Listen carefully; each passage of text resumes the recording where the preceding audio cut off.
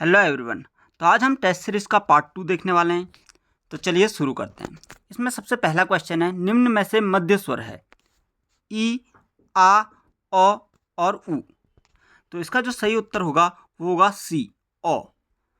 जीभ के प्रयोग के आधार पर स्वर 3 प्रकार के होते हैं, अग्र स्वर, मध्य स्वर और पश्च स्वर, जिनमें से मध्य स्वर होता है औ और अग्र स्वर होते हैं ई, ए और ऐ और पश्च स्वर होते हैं आ, उ, ओ और औ। तो अब हम दूसरा क्वेश्चन देखते हैं, निम्न में से पूर्वी हिंदी की बोली नहीं है, अवधी, बघेली, छत्तीसगढ़ी या खड़ी बोली। तो जो इसमें से पूर्वी हिंदी की बोली नहीं है वो है खड़ी बोली। अवधी, बघेली और छत्तीसगढ़ी ये तीनों ही पूर्वी हिंदी की बोलियां हैं, जबकि खड़ी बोली पश्चिमी हिंदी की बोली है। निम्न में से किस युग्म के सभी अश्व के पर्यायवाची हैं? तुरंग, हई, बाजी, सैंधव। बी है घोड़ा, तुरंग, कानन, अटवी। सी में है हस्ती, कुंजर, घोड़ा और हई।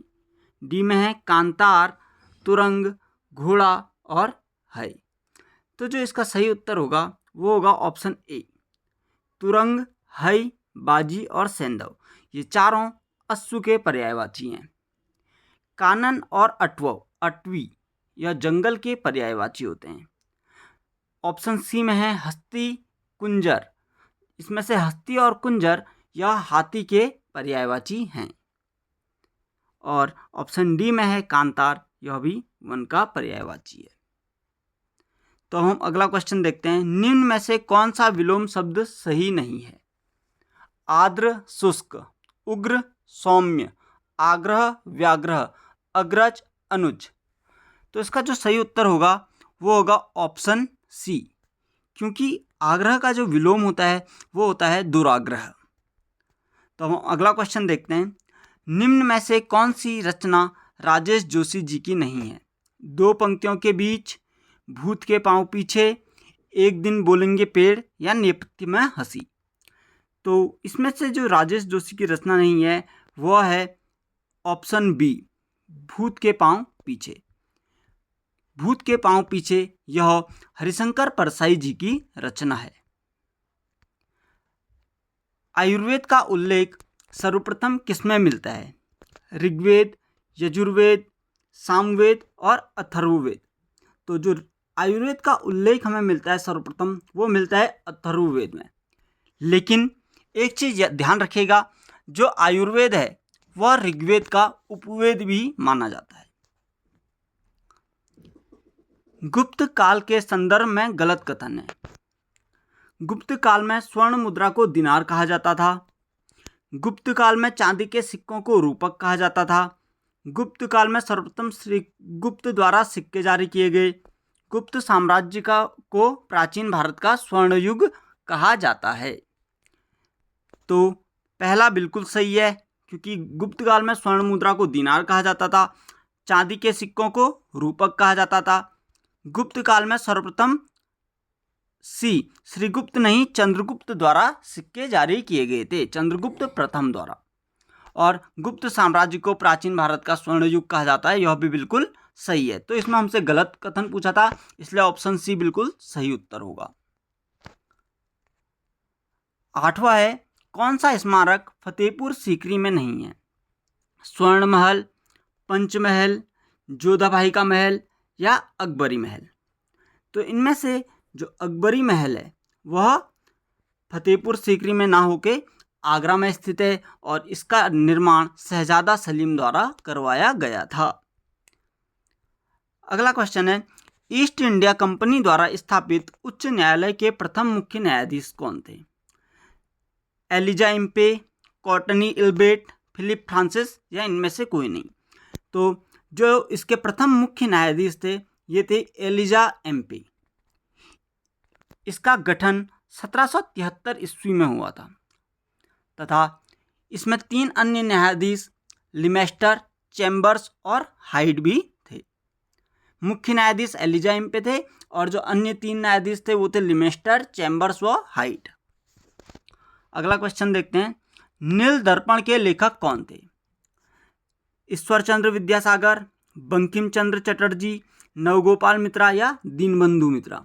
तो जो इसका सही उत्तर होगा वो होगा ऑप्शन डी, दीनबंधु मित्रा। किस संवैधानिक संशोधन द्वारा शहरी स्थानीय शासन को संवैधानिक दर्जा दिया गया? तो ऑप्शन है 72वां संविधान संशोधन, 73वां संविधान संशोधन, 74वां संविधान संशोधन या 71वां संविधान संशोधन। तो जो शहरी स्थानीय शासन को संवैधानिक दर्जा दिया गया था वो दिया गया था 74वें संविधान संशोधन के तहत। यह वर्ष 1993 में हुआ था तथा इस संविधान संशोधन के तहत अनुसूची 12 को जोड़ा गया था जिसमें 18 विषय शामिल थे तथा इसमें भाग 9 क को भी जोड़ा गया था। अब हम अगला क्वेश्चन देखते हैं। लोकसभा सचिवालय सामूहिक रूप से किसके प्रति उत्तरदायी होता है? गृह मंत्रालय, लोकसभा अध्यक्ष, भारत के राष्ट्रपति या प्रधानमंत्री? तो जो लोकसभा सचिवालय होता है वह लोकसभा अध्यक्ष के प्रति उत्तरदायी होता है, इसलिए ऑप्शन बी बिल्कुल सही उत्तर होगा। निम्न में से किसके अंतर्गत भारतीय संविधान सभा का गठन किया गया? भारत सरकार अधिनियम 1935, क्रिप्स प्रस्ताव 1942, कैबिनेट मिशन योजना 1946 या भारतीय स्वतंत्रता अधिनियम 1947? तो जो इसका सही उत्तर होगा वो होगा ऑप्शन सी, कैबिनेट मिशन योजना 1946 के अंतर्गत भारतीय संविधान सभा का गठन किया गया था।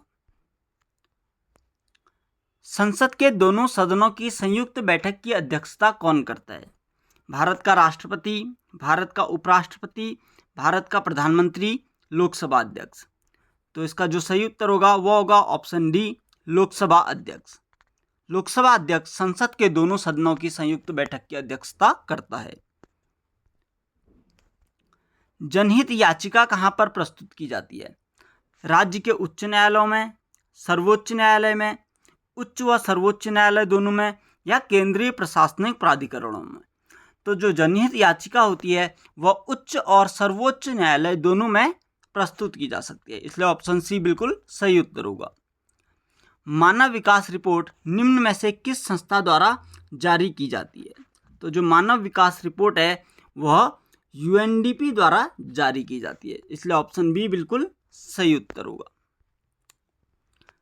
निम्न में से विश्व बैंक की कौन सी संबंध संस्था विश्व के निर्धनतम राष्ट्रों को गरीबी उन्मूलन हेतु सहायता प्रदान करती है? अंतर्राष्ट्रीय वित्त निगम, अंतर्राष्ट्रीय विकास संघ, बहुपक्षीय निवेश गारंटी एजेंसी या अंतर्राष्ट्रीय मौद्रिक कोष? तो इसका सही उत्तर होगा ऑप्शन बी, अंतर्राष्ट्रीय विकास संघ। जो अंतर्राष्ट्रीय विकास संघ होता है वह विश्व के निर्धनतम राष्ट्रों को गरीबी उन्मूलन हेतु सहायता प्रदान करता है। अंतर्राष्ट्रीय विकास संघ को विश्व बैंक को रियायती ऋण देने वाली खिड़की भी कहा जाता है।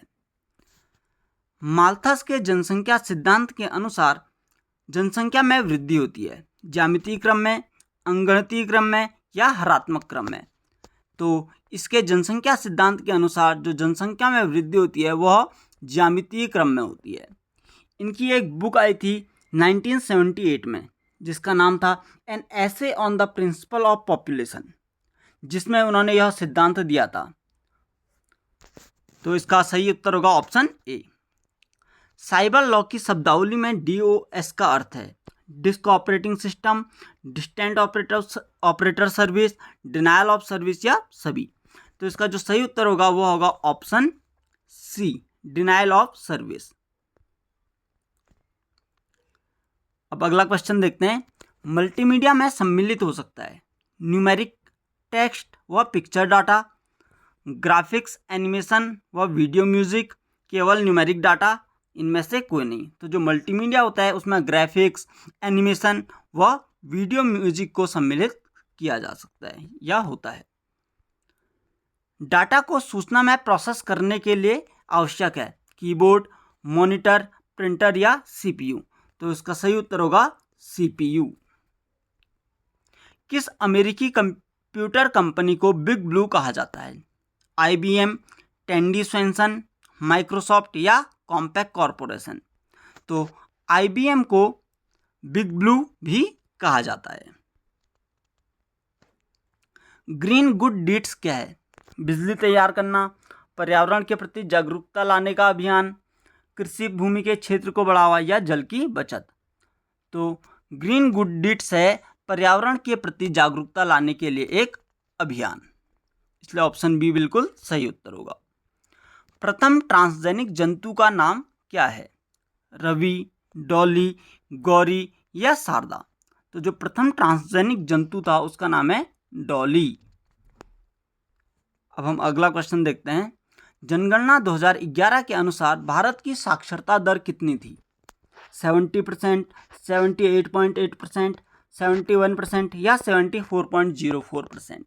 तो जो भारत की साक्षरता दर थी वो थी 74.04%। 78.8% उत्तराखंड की साक्षरता दर थी। निम्न में से कौन दक्षिण भारत की सबसे ऊंची चोटी है? अनाईमुडी, महेंद्रगिरी, मुकुर्थी या अरमाकोंडा। तो जो दक्षिण भारत की सबसे ऊंची चोटी है वह है अनाईमुडी। उत्तराखंड में निम्न में से कहाँ दुर्योधन व कर्ण की पूजा की जाती है? अल्मोड़ा, श्रीनगर, चंपावत या नेतवाड़। तो जो दुर्योधन व कर्ण की पूजा की जाती है वो की जाती है नेतवाड़ उत्तरकाशी में, इसलिए ऑप्शन डी बिल्कुल सही उत्तर होगा। निम्न में से कौन सी जनजाति उत्तराखंड से संबंधित नहीं है? जौनसारी, थारू, बैगा, बोक्सा। तो इसका सही उत्तर होगा ऑप्शन सी बैगा। बाकी तीनों जौनसारी, थारू, बोक्सा यह उत्तराखंड में पाई जाती हैं। इनके अलावा राजी और भोटिया जनजाति भी उत्तराखंड में पाई जाती हैं। और उत्तराखंड में सर्वाधिक पाई जाने वाली जनजाति थारू है और गढ़वाल की सबसे बड़ी जनजाति है जौनसारी। तालेश्वर ताम्रपत्रों से किस राजवंश और राजधानी का पता चलता है? पवार वंश राजधानी श्रीनगर, पौरव वंश राजधानी ब्रह्मपुर, चंद वंश राजधानी अल्मोड़ा या कत्यूर वंश राजधानी कार्तिकेयपुर। तो जो तालेश्वर ताम्रपत्र हैं उनसे पौरव वंश और राजधानी ब्रह्मपुर का पता चलता है, तो इसलिए ऑप्शन बी बिल्कुल सही उत्तर होगा। अब हम अगला लास्ट क्वेश्चन देखते हैं। सन 1850 में ईस्ट इंडिया कंपनी के आमंत्रण पर चीनी चाय विशेषज्ञ गढ़वाल आया था। एसाई वांग, लुयू, सेनोंग या उपरोक्त में से कोई नहीं। तो जो 1850 में चीनी चाय विशेषज्ञ गढ़वाल आया था उसका नाम था एसाई वांग, इसलिए ऑप्शन ए बिल्कुल सही है। तो धन्यवाद, मिलते हैं जल्दी एक नेक्स्ट वीडियो में।